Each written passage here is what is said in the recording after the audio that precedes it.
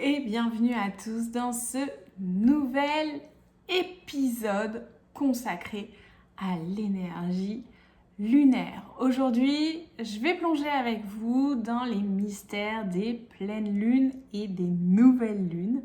Nous découvrirons ensemble les rituels que l'on peut pratiquer pour tirer le meilleur parti de ces moments puissants.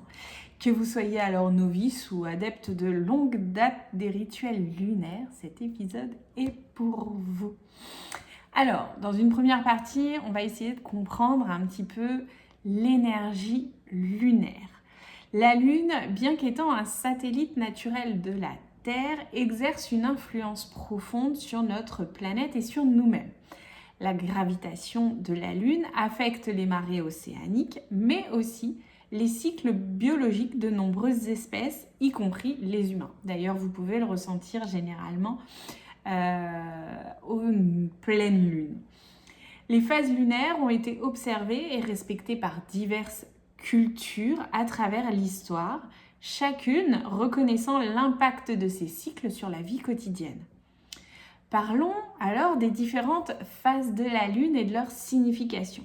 Le cycle lunaire commence avec la nouvelle lune et se termine par la pleine lune. La nouvelle lune, c'est le moment où vous ne voyez plus la lune dans le ciel.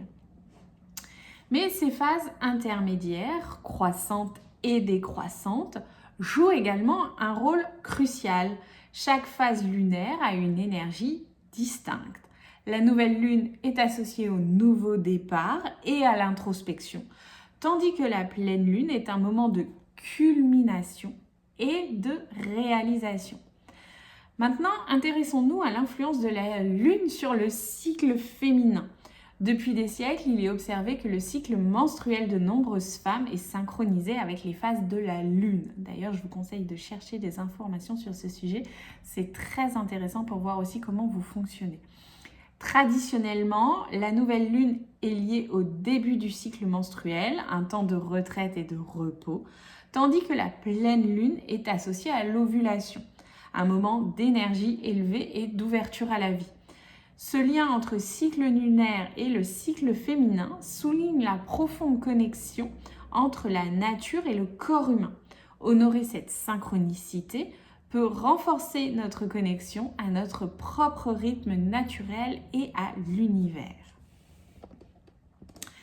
Alors, une deuxième partie, on va plutôt évoquer les pleines lunes et les nouvelles lunes, un peu comme des points culminants du cycle lunaire.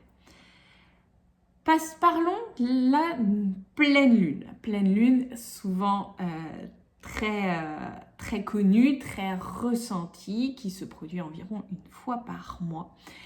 Qu'est-ce qui rend en fait ce moment si spécial? La pleine lune représente la plénitude et l'illumination. C'est un moment où les émotions et les comportements humains peuvent atteindre leur paroxysme. Beaucoup de gens ressentent une montée d'énergie, ce qui peut être à la fois stimulant et épuisant. D'ailleurs, vous pouvez le ressentir notamment sur votre sommeil, avec des difficultés à dormir ou avec une sensation d'être un petit peu plus aussi à fleur de peau. La nouvelle lune, en revanche, est un moment de renouveau et de réflexion. C'est une période idéale pour poser des intentions, réfléchir sur les objectifs personnels et commencer de nouveaux projets. L'énergie est plus calme, plus introspective, favorisant la méditation et la planification. La nouvelle lune, c'est un peu comme le lundi matin, par exemple, ou comme le premier jour du mois. C'est ce moment où on remet un petit peu les compteurs à zéro, on repart sur de nouveaux projets, sur de nouveaux objectifs. On pourrait imaginer que la nouvelle lune, c'est comme s'il y avait tous les mois un 1er janvier. Rituel de pleine lune. Il y a des rituels que l'on peut pratiquer à la pleine lune pour favoriser plutôt la libération. Il s'agit d'écrire sur un morceau de papier tout ce que l'on souhaite abandonner, que ce soit des peurs, des doutes, des comportements négatifs, et de brûler ces papiers sous la lumière de la pleine lune ou pas, en tout cas plutôt dans cette énergie lunaire, environ 48 heures avant, 48 heures après. Cela symbolise la libération et le lâcher-prise. Vous allez voir que c'est assez libérateur comme exercice. Il y a aussi les bains de lune, sont également très prisés. Les bains de lune consistent à se baigner sous la lumière de la pleine lune, souvent dans un bain préparé avec des herbes, des sels, des huiles essentielles. Cela permet de purifier le corps et l'esprit et de se connecter profondément à l'énergie lunaire. Si vous avez la possibilité d'aller en pleine mer à ce moment-là, c'est encore plus puissant. Et il y a aussi les cercles de pleine lune qui sont des rassemblements où les gens méditent, partagent leurs intentions et se connectent à travers des activités de groupe comme la danse, le chant, le tambour. Ces cercles renforcent le sentiment de communauté et d'énergie collective. Moi, personnellement, je suis plutôt tirage de tarot, bien sûr.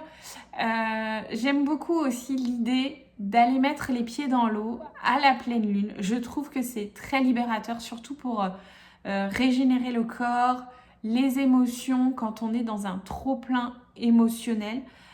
J'ai la chance d'habiter proche de la mer et c'est vrai que je me suis rendu compte que j'étais facilement attirée par une baignade plutôt au moment de la pleine lune. Donc vraiment avec cette idée plutôt libératrice de renouveler les énergies.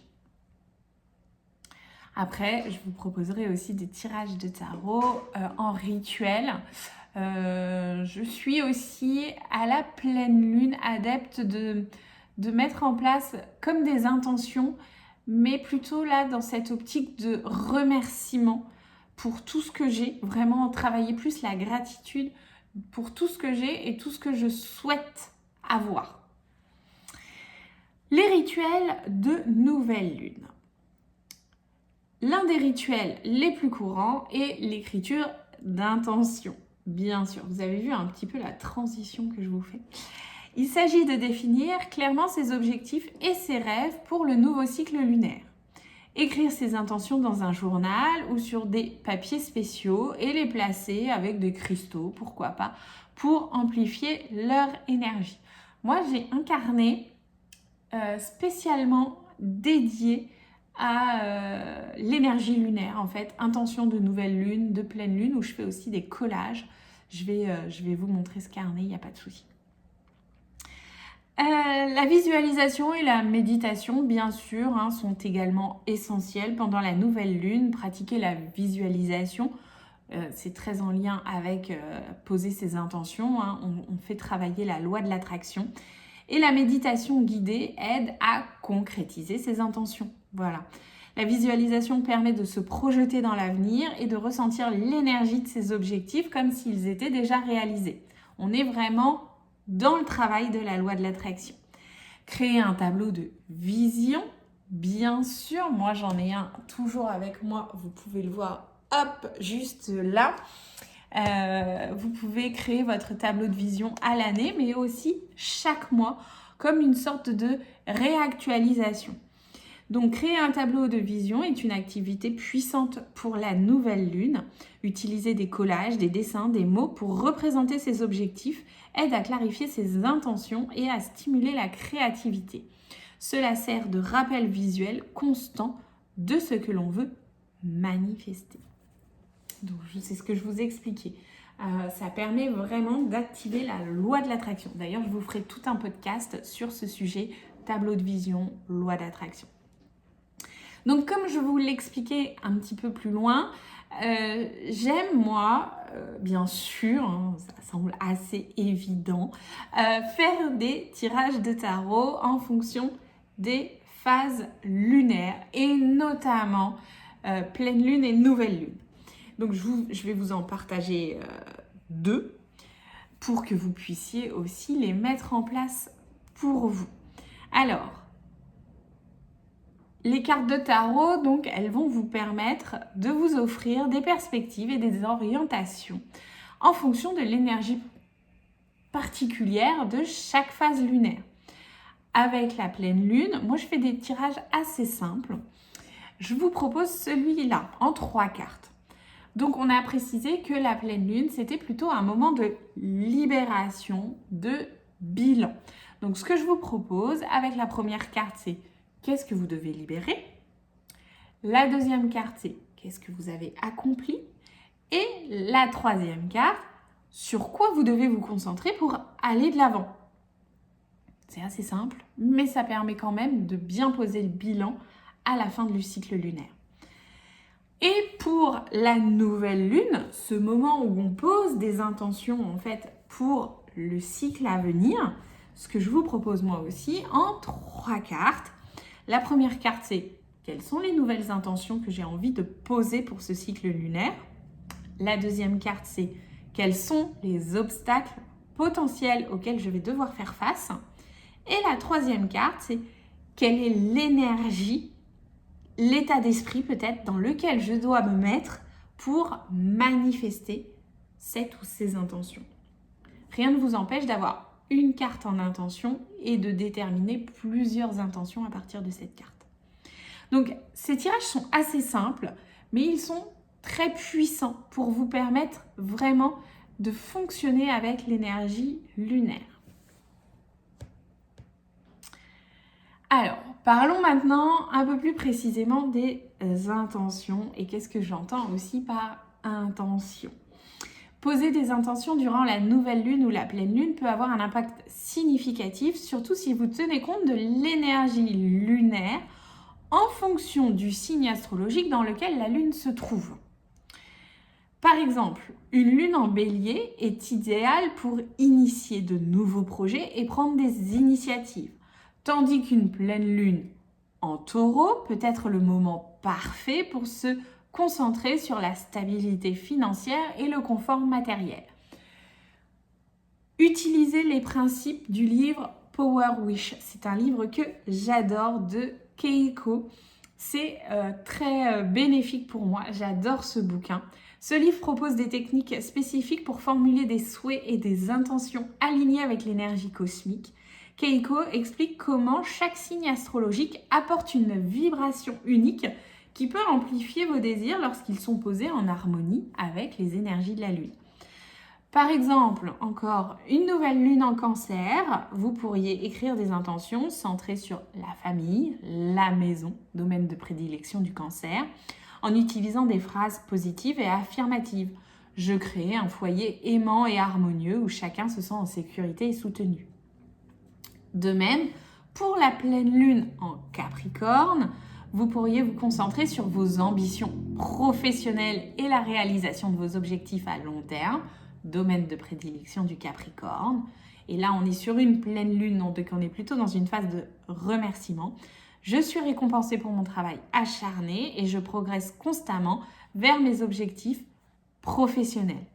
En utilisant le livre, la Power Wish, et en vous alignant sur l'énergie du signe astrologique correspondant, vous pouvez vraiment maximiser l'impact de vos intentions et attirer plus facilement à vous ce que vous désirez.